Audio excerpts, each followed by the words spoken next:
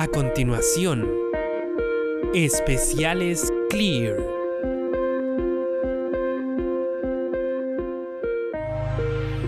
Y sobre esto mismo, una de las funciones que también está en el libro que mencionas, tanto del profeta como de la iglesia profética, es soplar las ascuas en el fuego. Ya es como cuando uno sopla y las cenizas empiezan a enrojecerse y el fuego empieza a volver a emerger, ¿verdad? Eh,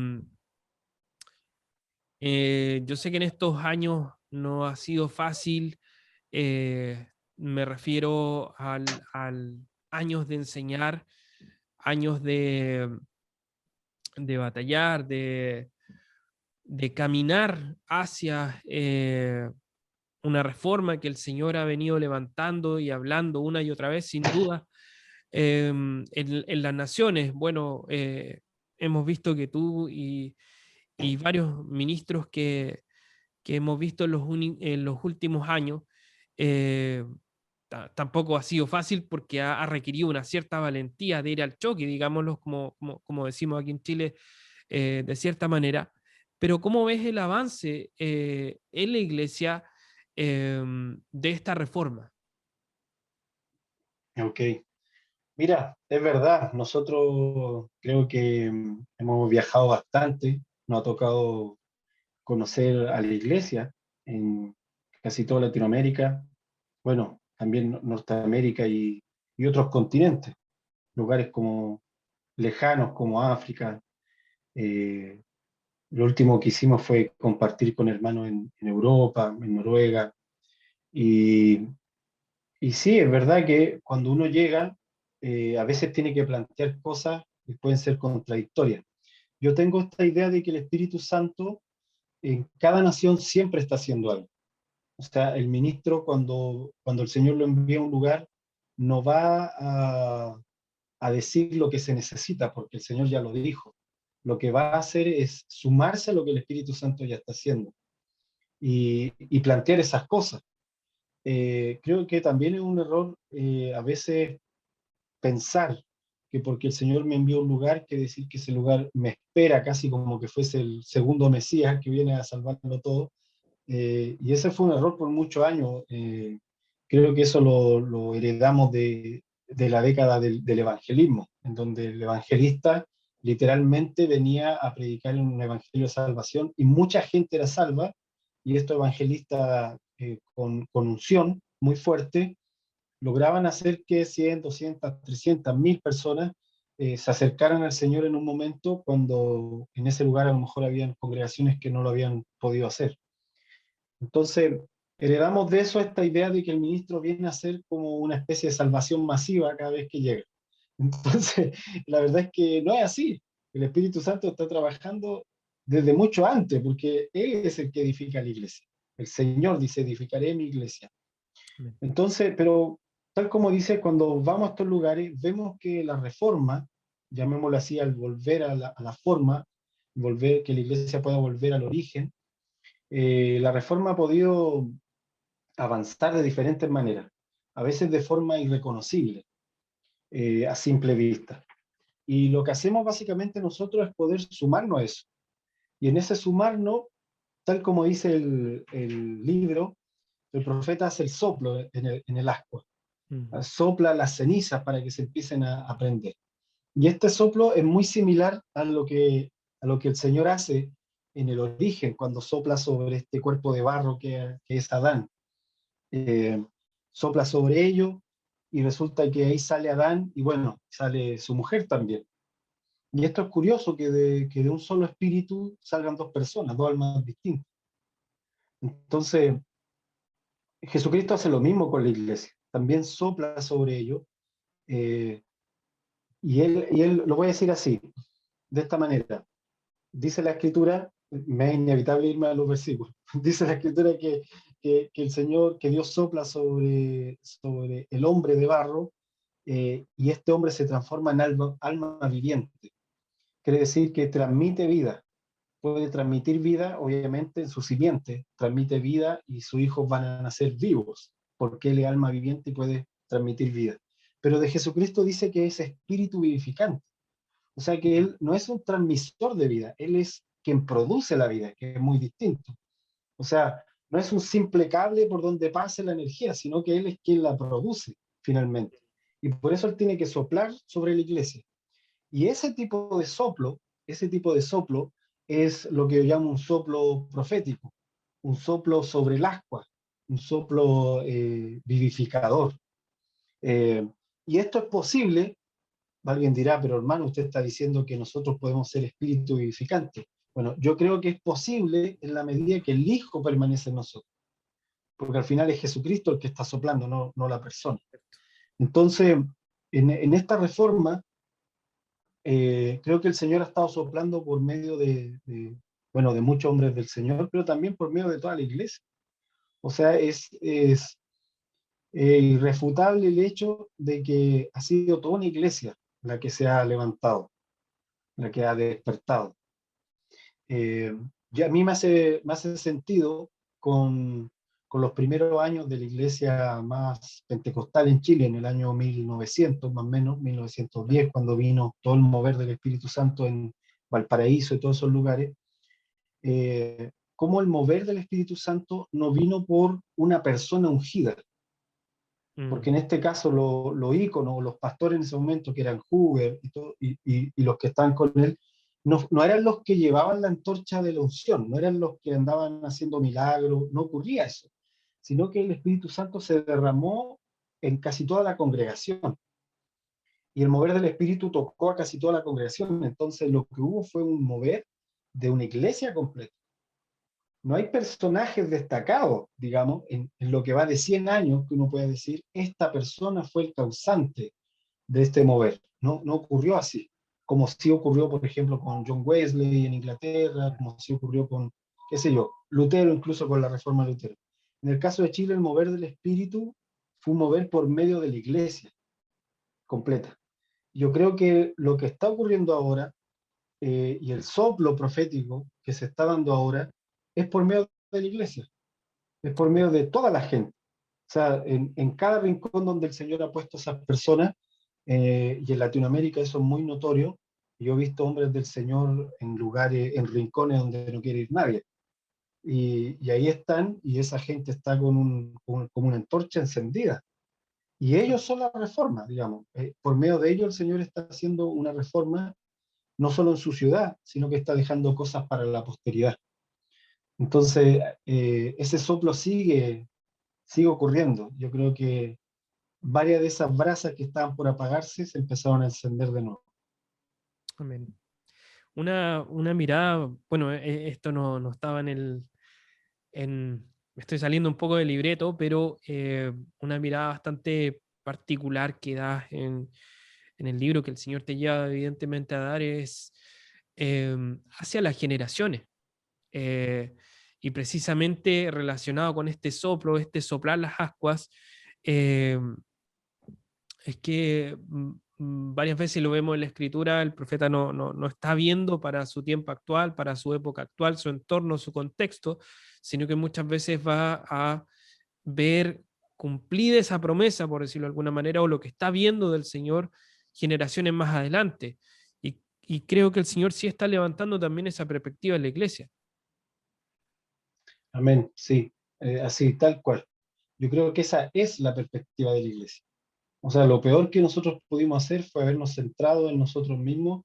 Mm. Si en algún momento la congregación o una congregación cae en ese espiral, digamos, como el hámster que corre en esa rueda que no avanza, es- pasa eso porque se están centrando en sí mismos.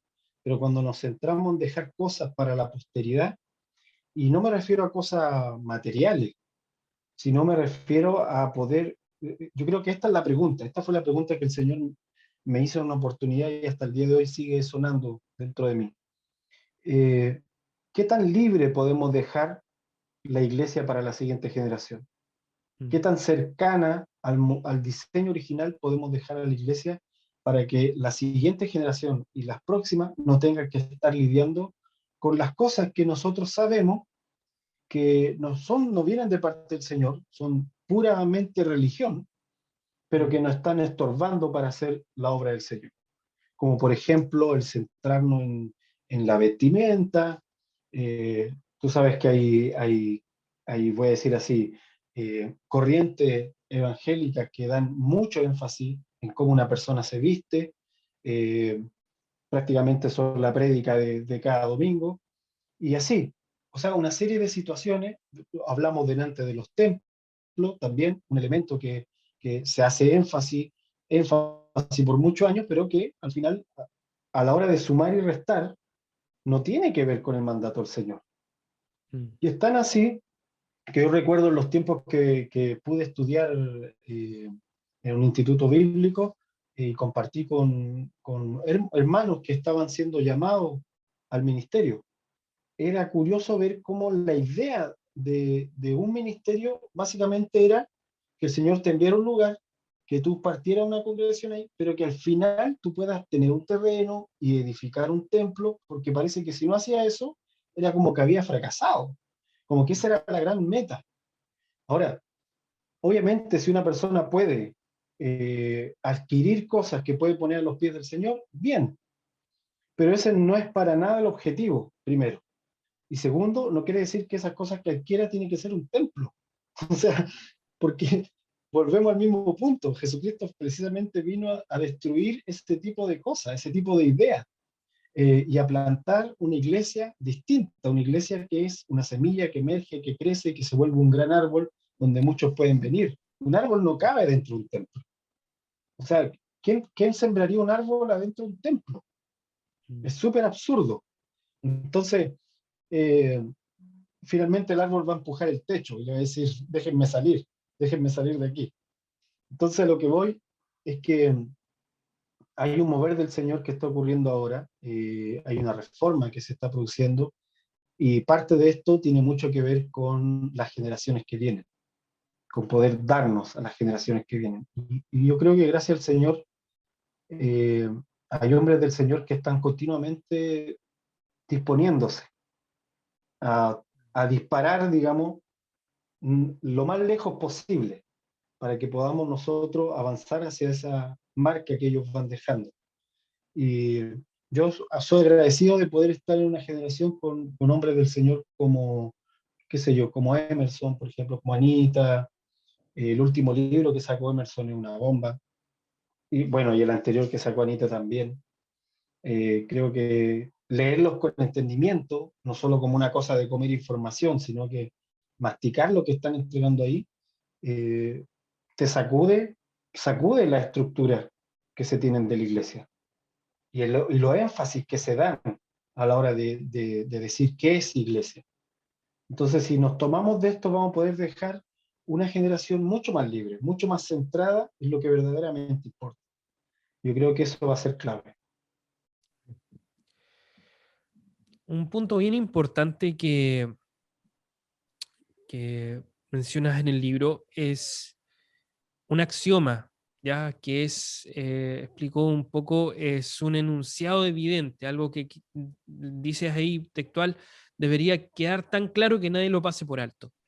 Em, y es algo que está en Zacarías 4:6, que hasta lo cantábamos, aún en forma de corito, pero que dice no es con espada ni con ejército, es con su Santo Espíritu, ¿verdad?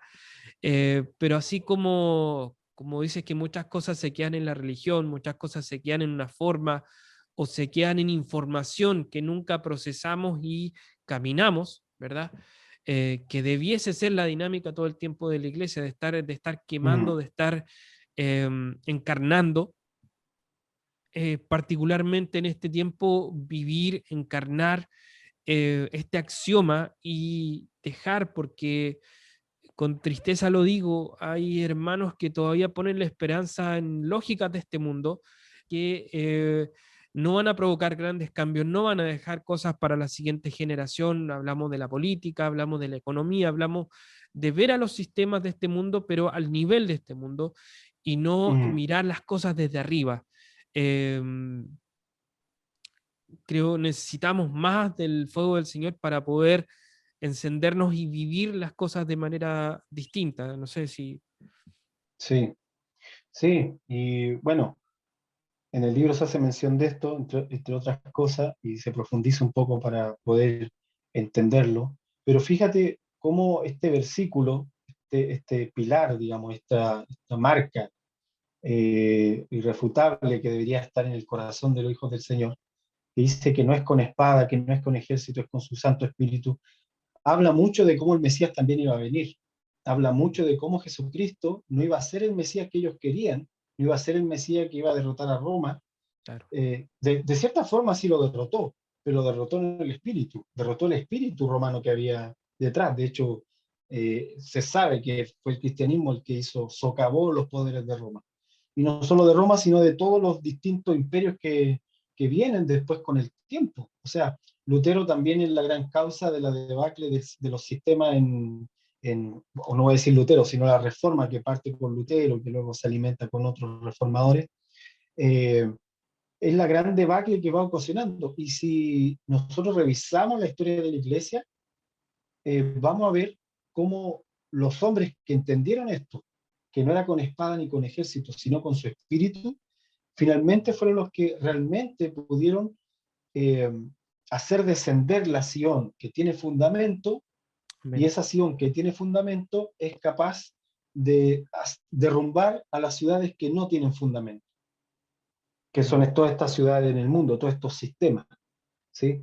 Ahora, obviamente la iglesia, hay una parte de la iglesia que nunca lo entiende, y ahí podríamos dudar si son iglesia o no. ¿Sí? Suena duro, pero habría que dudar, porque la iglesia católica, en su momento, el catolicismo no lo entendió, se fueron a hacer las cruzadas, o sea, ellos dijeron es con espada y con ejército, pero sin Dios, Mm. o sea, todo lo contrario, y se fueron a hacer esto. Eh, pero a lo largo de la historia nosotros vemos que hay personajes que terminan en esta acción, se desesperan tanto ante las cosas que tienen enfrente, que terminan por optar por armas humanas, que en Mm. este caso son espada humana, ejército humano, y empiezan a... No se puede tener las dos cosas, ese es el punto. No se puede decir con una mano recibir y poner mi esperanza en las armas de este mundo y pretender que el Espíritu Santo esté ahí. Ahora, esto no quiere decir que yo no use las cosas que están a mi alrededor, sino todo lo contrario, que estas cosas no me usen, porque de eso se trata. Claro. ¿En quién pongo yo mi confianza? ¿Dónde pongo yo mi confianza? Me acuerdo de un hermano, un hermano amigo, bueno, dos en este caso, eran dos. El primero de un país de Argentina, que tenía un llamado, él sentía que necesitaba estar en la política. Eh, Intentó entrar en la política, me acuerdo, y el Señor lo estorbó. Literalmente el Señor se le opuso en el camino. Y en esta pregunta, decirle, bueno, Señor, yo pensé que tú me habías hecho un llamado a la política, el Señor le termina hablando y le dice, no, mi llamado contigo era otro, era que tú trajeras justicia a la ciudad, pero lo que pasa es que tú pensaste que esa justicia a la ciudad era por medio de la política. Y yo no Mm. quería hacer justicia a la ciudad por medio de la política.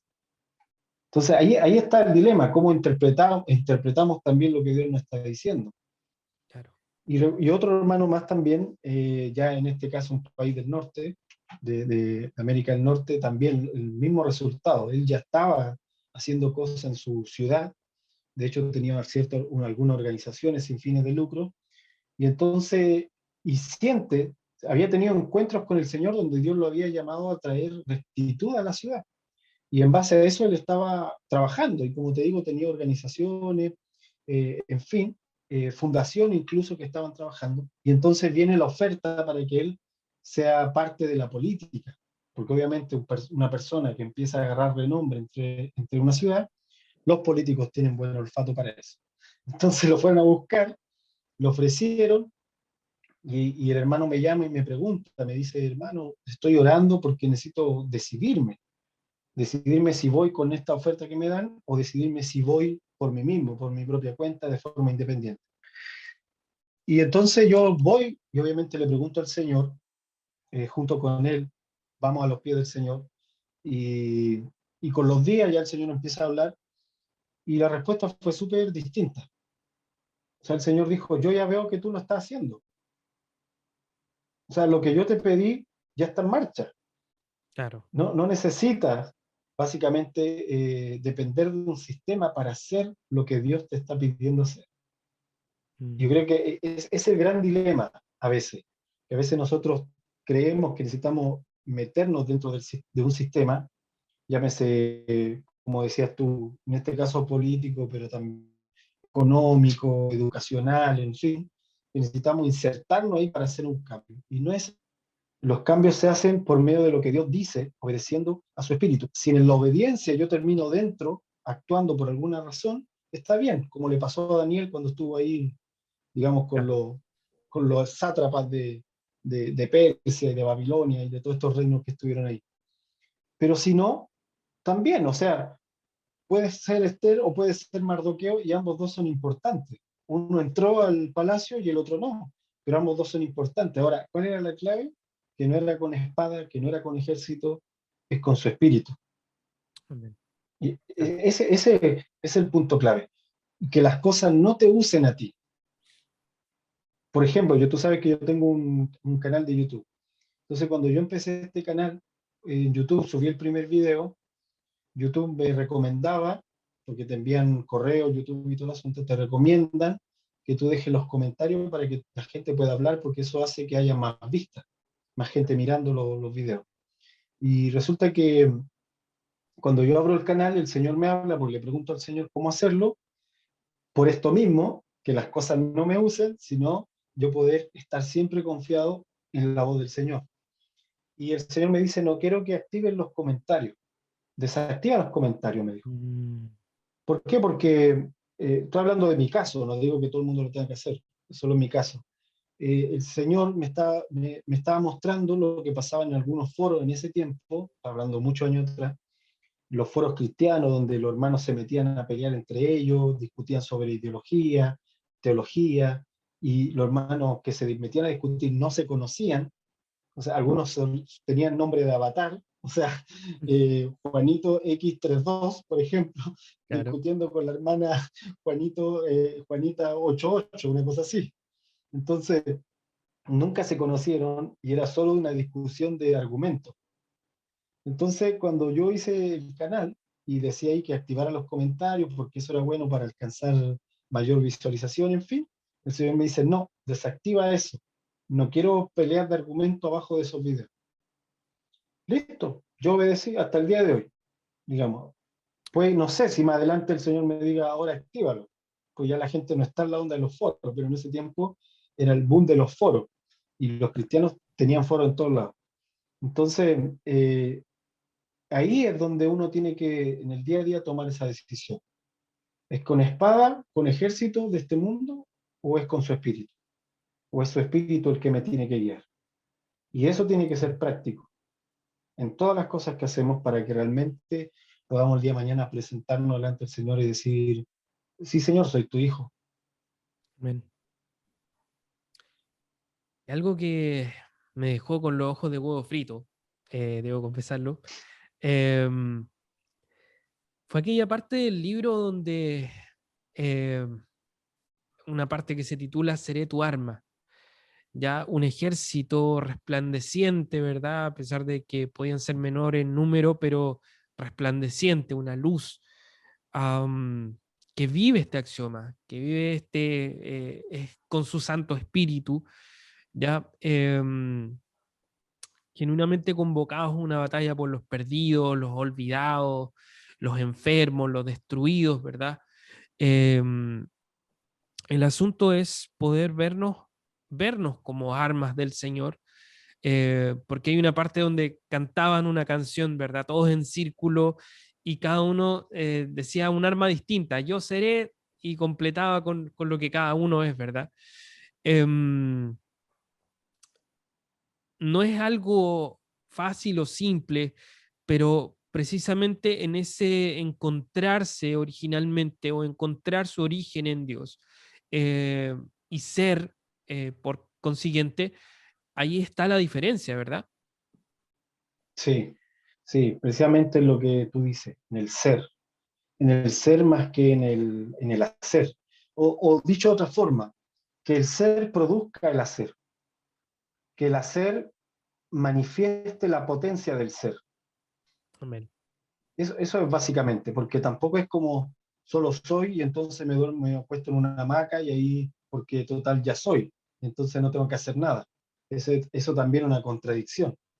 Eh, Sino más tiene que ver con que esto, el hacer, tiene que ser la manifestación de la potencia que hay en el ser. Entonces, ser un arma es como cuando nosotros decimos, ok, que, por ponerlo en términos sencillos, ¿qué es ser un martillo? Bueno, el martillo está hecho, diseñado, está pensado para un solo fin, o para los fines, en este caso para un carpintero, para que le sirva un carpintero. Pero difícilmente con un martillo voy a sacar tornillos, por ejemplo.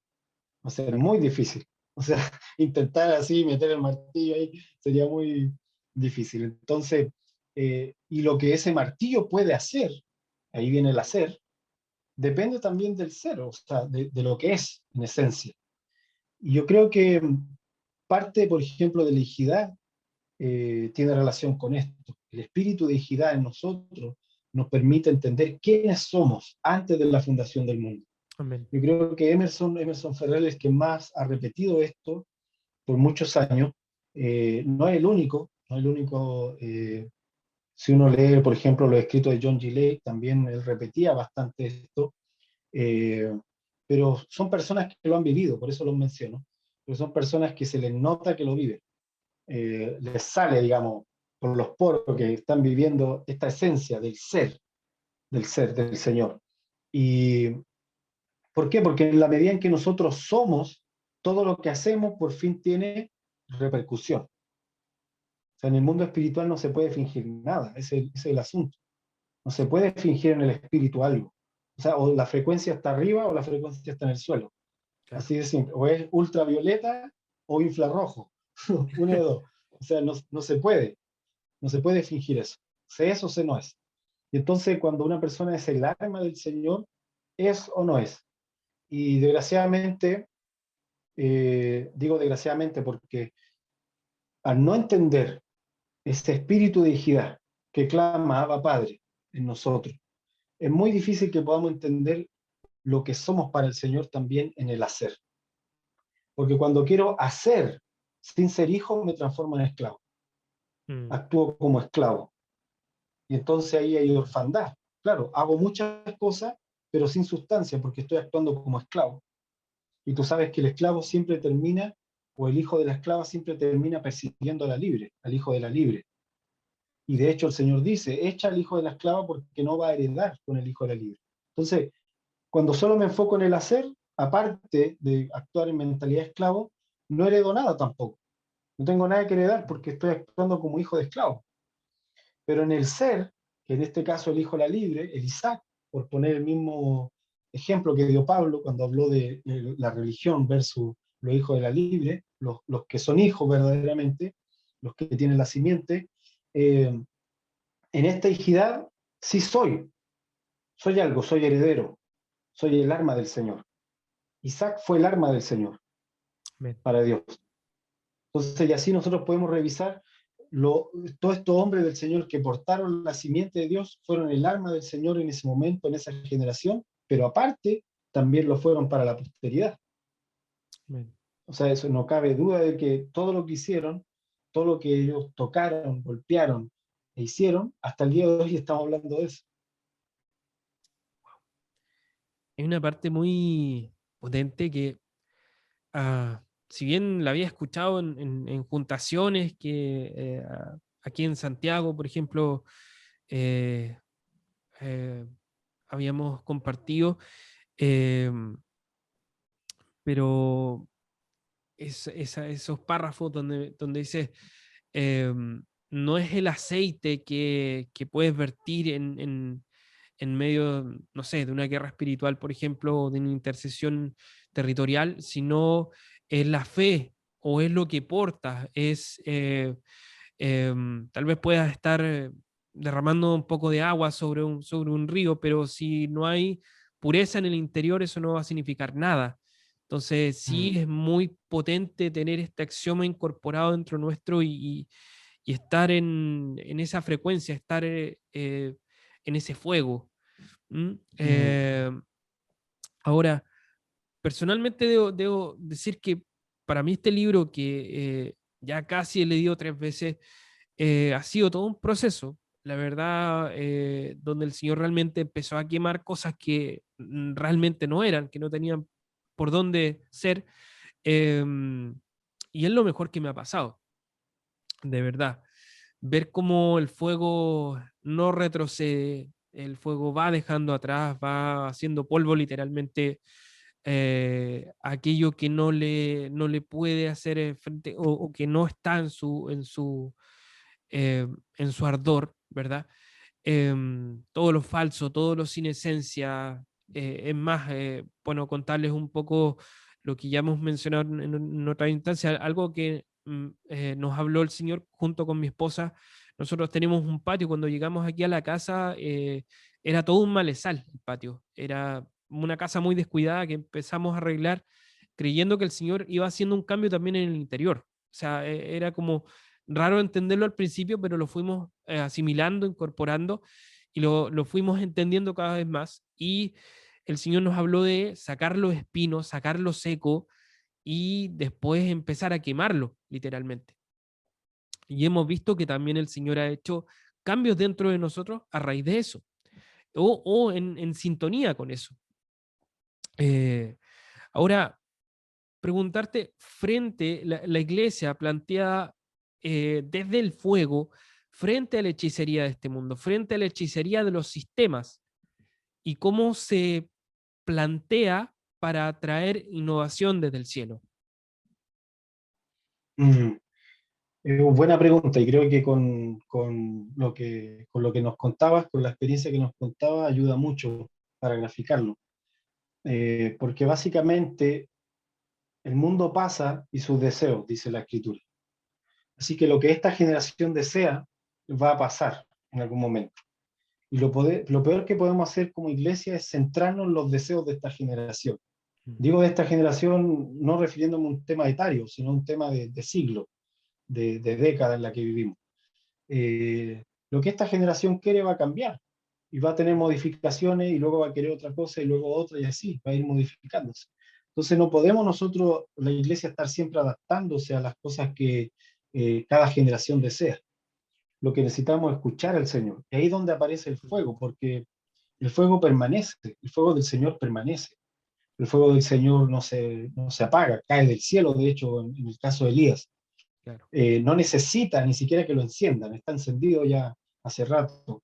Esta figura de la llama que no se apagaba en el tabernáculo eh, tenía que ver con eso, con que no era un fuego temporal, no era un fuego que dependía del momento, no dependía si esa noche, si llovió en Israel ese día, si hacía más frío o no, la llama tenía que estar encendida igual. Si hacía mucho calor, nadie decía, no, apáguela porque está haciendo calor, nada de eso, sino que los cambios externos no venían a, ¿cómo me puedo decir? A decirle al fuego cómo operar.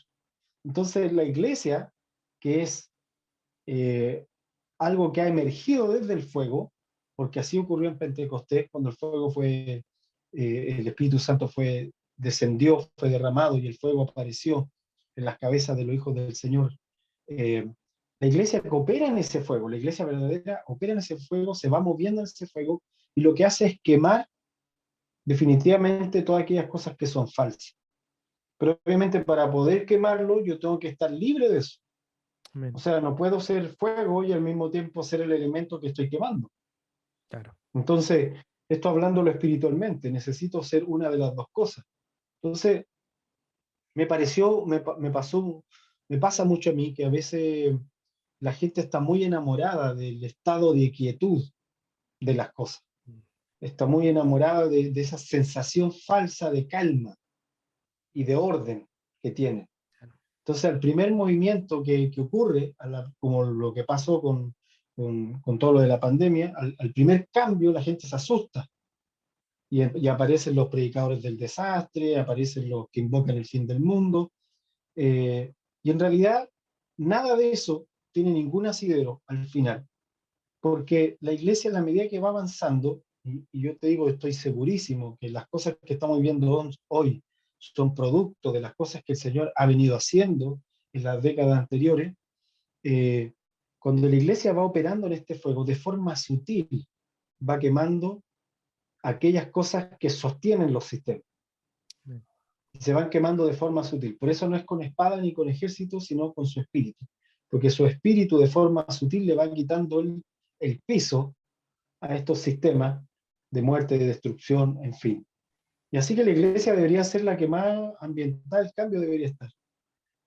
Como iglesia, si nosotros podemos aprender a ser flexibles, ¿sí? Cuando digo flexible me refiero a cómo el fuego opera, Mm. que va quemando, no se detiene, pero tampoco se apura. De repente tiene un aceleramiento cuando es propicio acelerarse, cuando lo que está quemando está muy seco, entonces, pum, tiene una explosión y avanza. O cuando el viento le ayuda, también el fuego avanza. El fuego se ve como algo a veces destructivo, pero en realidad en el Señor el fuego es limpiador, el fuego es purificador y el fuego es congrega también. El fuego reúne a los santos, el fuego ayuda a moldear, como hablábamos delante, las armas del Señor. Entonces una iglesia que opera como el fuego está siempre abierta a los cambios. De Mm. hecho, los cambios no la asustan para nada. Los veía venir hace rato. Entonces, eh, ¿qué es lo que pasó al final con esto que tocó todas las naciones? La iglesia que habían escuchado de antemano y que habían hecho los cambios no vieron ningún problema. Entonces, en el año 2019, yo creo que tú te debes acordar igual, en el año 2019 empezamos a hablar nosotros de que venía esa cosecha, a profetizarlo, básicamente mientras lo estábamos hablando. Ese igual es un punto, porque la gente piensa que profetizar es decir, el Señor dice, bla, bla, bla. Y claro, es una forma, puede ser, pero el profeta no siempre profetiza así. El profeta también profetiza cuando está mostrando algo antes de que ocurra, está explicando lo que hay que hacer en ciertas ocasiones antes de que ocurra. Y entonces cuando ya ocurre, la gente puede decir, ok, el Señor ya se lo reveló a la iglesia, se lo mostró, nos dijo que teníamos que hacer desde antes. Y como lo hicimos, entonces ya podemos caminar bien. Y el 2019 fue así. O sea, antes del 2019, desde enero, el Señor empezó a hablar acerca de esta cosecha que venía, del trigo que tenía que ir a los graneros, que en este caso eran las casas, volver a las casas para las congregaciones que aún no lo hacían. Nosotros ya llevábamos el tercer año en esto, en las casas, así que solo estábamos reafirmando el tema de los presbiterios, estábamos reafirmando el tema de la libertad que debe haber en las casas, eh, y ya hace rato que habíamos soltado el templo. Eh, y entonces, cuando vino este fuego del Señor, la iglesia que tiene ese fuego se puede mover con ese fuego. Mm. Ahí es donde nos toca ser flexible en ese sentido. No flexible en los términos de transar con algo, sino flexible como el fuego, que puede Mm. operar y moverse en medio de las cosas y al mismo tiempo hacer la acción que necesita hacer. Wow.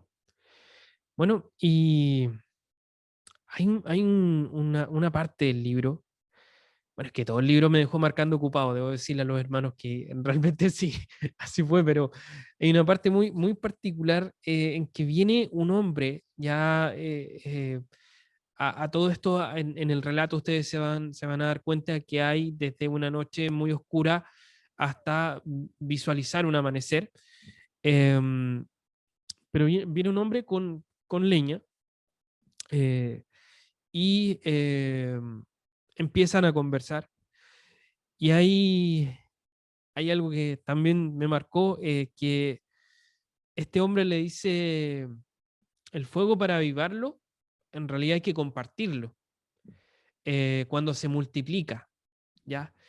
Em, y la verdad es que me quedó muy grabada porque sentí el ardor de esa frase particularmente dentro de mí.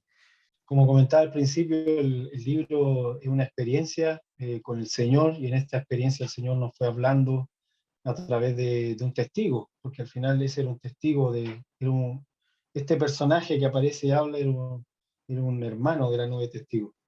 Y, y cuando él nos explica cómo el fuego debe crecer, cómo es que el fuego puede crecer entre la hermandad también. Ahí volvemos de nuevo a este punto que creo que ha ido apareciendo durante toda esta conversación, porque es finalmente una de las razones por lo cual el Señor ha hecho este cambio de era. Tenemos que volver a la hermandad. Y Amén. si ya estamos en esa hermandad, tenemos que profundizar esa hermandad. Mm. Si ya estamos en ella, tenemos que vigorizarla. Tenemos que aprender a reevaluar las cosas que aprendimos lejos de la hermandad y ver si realmente son, y si son del Señor, tenemos que reevaluarla a la luz de esta hermandad. De Amén. hecho, básicamente, incluso hablando de lo profético, en la hermandad finalmente la que pesa los espíritus, el Señor pesa los espíritus por medio de la hermandad. La hermandad es la que dice, la que envía, por ejemplo, a los ministros. Antes se tenía esta idea media del antiguo pacto, donde Samuel le echa el aceite a David. Entonces antes se pensaba esto, ok, al hermano el Señor lo mandó, a veces hasta en una oficina lo agarraban, pum, le ponían mano ahí los otros ministros, un poco de aceite y estáis listos. Cuando en realidad es la hermandad la que envía, o sea, es la hermandad la que empuja, porque también se hace cargo de ese envío. O sea, es la hermandad la que respalda. Todo lo que tiene que ver con el cuerpo de Cristo. Y claro, en el libro se ve esto muy enfático, no solo como una información, sino sobre todo como una experiencia de cómo este fuego, cómo esta luz que el Señor quiere hacer resplandecer, pasa mucho por el actuar nosotros como hermanos. El poder ver incluso a Jesucristo como Él mismo, que dice en medio de la congregación, te alabaré, dice el Señor. Mm. Entre mis hermanos, como le dice a los discípulos, voy a vuestro Padre, le dice así. Voy a mi Padre y a vuestro Padre, ve y dile a mi hermano. Entonces, eh, yo creo que es el verbo resucitado del que estamos hablando delante. Ahí está la diferencia. Juan dice, a ese fue el que palpamos, al verbo resucitado que ahora es nuestro hermano también. Entonces, todo esto está vinculado con el entendimiento de la hermandad. Obviamente está vinculado con el vivir en hijidad, Mm. porque ambas cosas son similares. Y todo esto está vinculado entonces con este fuego. El fuego del Señor que Él está soltando no es como el fuego que se vio en épocas pasadas que caía solo sobre un solo hombre, sino que el fuego que el Señor está soltando es una fogata, es una gran fogata en donde cada hijo del Señor es un carbón encendido que aporta dentro Amén. de este fuego. Y si alguien agarra uno de esos carbones y lo saca del fuego, se va a apagar, por muy prendido que esté. Cierto. Necesita estar adentro para mantenerse vivo. Y esa es la era que el Señor acaba de abrir y creo yo donde tenemos que entrar. Así que no me queda más que invitarlo nomás a los hermanos. Si alguien quiere encontrar el libro, está en Amazon, ahí lo puede encontrar. Amén. Es lo que tenemos ahora para... Bueno, también creo, también está en ebook en alguna plataforma, pero ahí habría que dejar el link en algún lugar. Bueno, y decirle a nuestros hermanos, hermanas, em, tengan por seguro que al entrar en ese fuego va a ser una experiencia innegable. Debo decir que para mí lo ha sido y lo seguirá siendo. Con tales que no le contamos todo lo que está en el libro, no hicimos un spoiler de Reflexiones del Fuego, no es el objetivo de, de este especial, sino más bien hay cosas que solamente ustedes leyéndolas y sobre todo dejándose guiar por el Señor al leer el libro van a poder encontrar allí. Hay cosas que en realidad ni siquiera es que se lean entre líneas, sino que en realidad es entrando en la experiencia eh, que está en las palabras escritas en el libro. Bueno, agradecerte, Simón, como siempre, un honor. A propósito, el honor es una de las cosas que aparece inherentemente en el fuego, en la hermandad, en ser estos fuegos reunidos, ¿verdad? Eh, pero como siempre, un agrado, un gusto compartir juntos. Y bueno, compartir con nuestros hermanos, invitarlos a que busquen Reflexiones del Fuego y les aseguro que va a ser muy potente en sus propias vidas. Gracias a todos ustedes por estar allí, por estar acompañándonos en esta entrevista aquí en Clear. Y bueno, van a venir más tiempos como este que vamos a poder compartir juntos. Un gran abrazo para todos ustedes. Gracias, Simón. Un gran abrazo para ti. Bendiciones. Bendiciones y nos vemos en otra oportunidad. Bendiciones, hermanos.